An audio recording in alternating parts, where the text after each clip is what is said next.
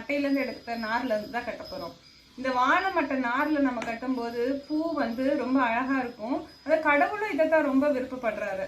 நம்ம கைவினை பொருட்களால் செய்யப்பட்ட பொருட்களுக்கு எப்பவுமே வந்து மதிப்பு அதிகங்க.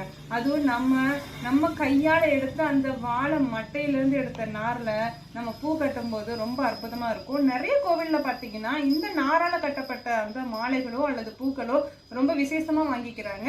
கடவுளுக்கும் அதுதான் ரொம்ப பிடித்தமானதாக இருக்குது. வாங்க அதை எப்படி கட்டலாம் அப்படிங்கிறத, அந்த வாழை மட்டையிலேருந்து நாரை எப்படி எடுக்கலாங்கிறத முதல்ல பார்க்கலாம். ஃப்ரெண்ட்ஸ், பச்சை மட்டையா இருந்ததுன்னா எடுக்கிறது ரொம்ப ஈஸி. இப்போ வந்து அந்த பச்சை மட்டை வந்து காஞ்சிருச்சு. இப்போ காஞ்ச மட்டையிலேருந்து எப்படி எடுக்கலாங்கிறத பார்க்கலாம்.